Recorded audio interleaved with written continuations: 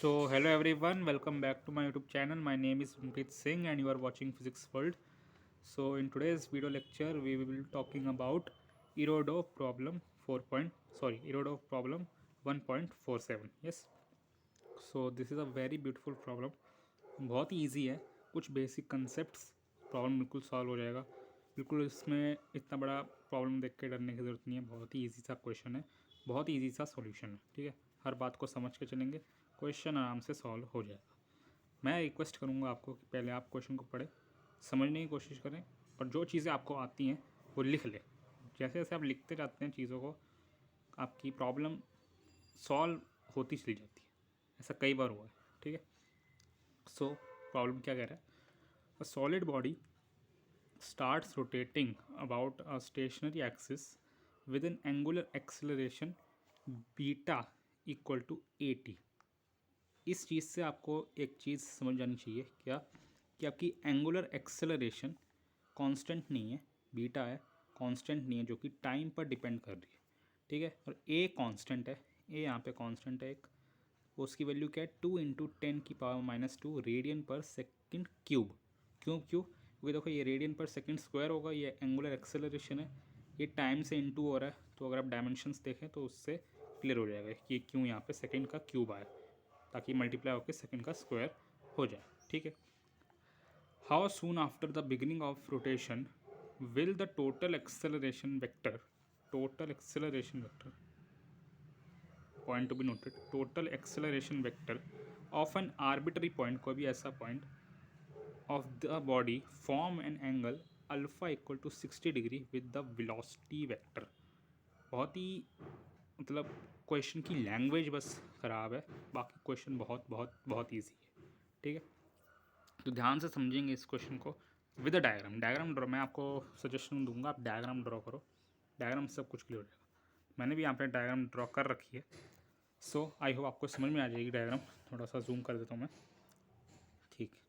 अब देखो ध्यान से, हो क्या रहा है? बॉडी यहाँ से स्टार्ट हो रही है, बिगिनिंग ऑफ द मोशन यहाँ से शुरू हो रहा है. ठीक है. तो एट बिगिनिंग हमने मान लिया कि t इक्वल टू 0 है और उस समय ओमेगा भी 0 है.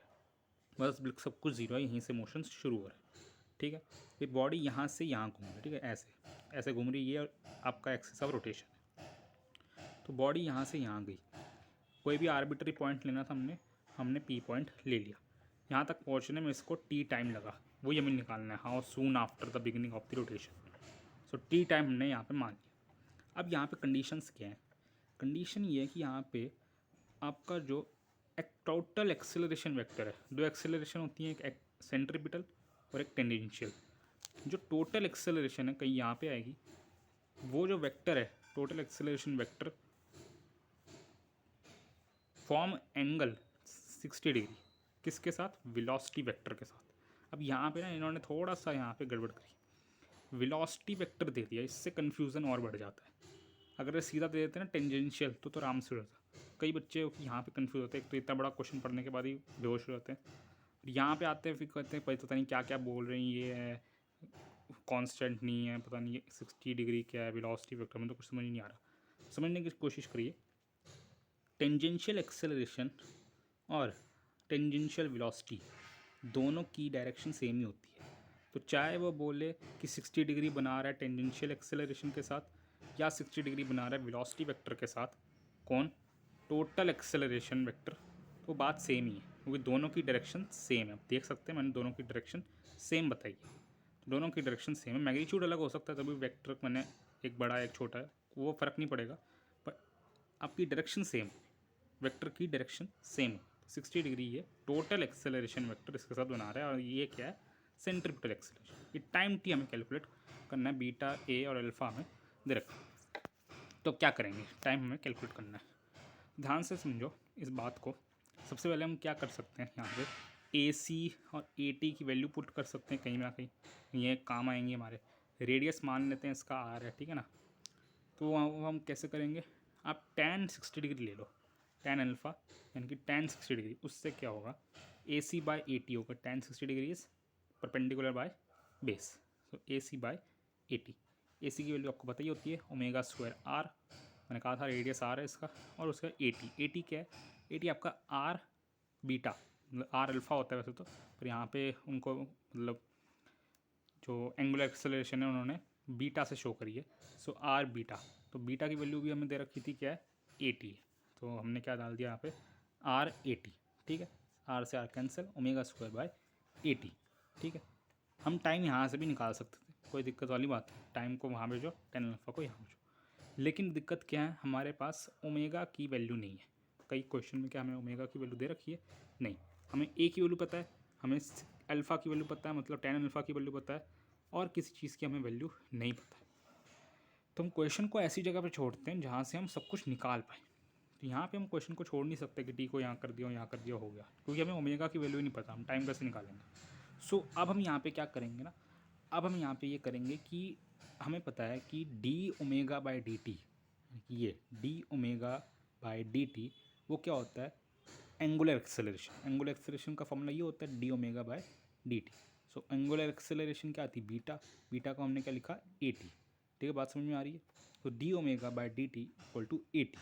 अब हम क्या करेंगे, यहाँ पे डी टी को यहाँ भेज दिया, A T D T, integration कर दिया दोनों side, A T D T आपको दिख रहा होगा, ए टी डी टी, और इंटीग्रेशन कर दिया दोनों साइड, तो डी ओमेगा और A T D T. A constant है, हमें पता ही है, 2 इंटू 10⁻⁻2 इसकी वैल्यू है, तो ये कांस्टेंट बाहर आ गया, टी डी टी।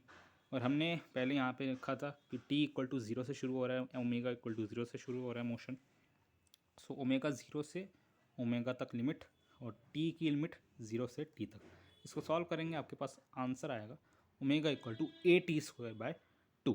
अब यहाँ पे ए पता है हमें, हाँ पता है, 2 भी पता है, हाँ बिल्कुल पता है, टी हमें निकालना है, अल्फ़ा भी पता है हमें, टेन अल्फ़ा भी पता है। तो अब ये हमें पूरी वैल्यू क्या है पता है, यहाँ पे हमें पूरी वैल्यू पता नहीं थी, ठीक है। तो इसको पुट कर देंगे इक्वेशन 1 में।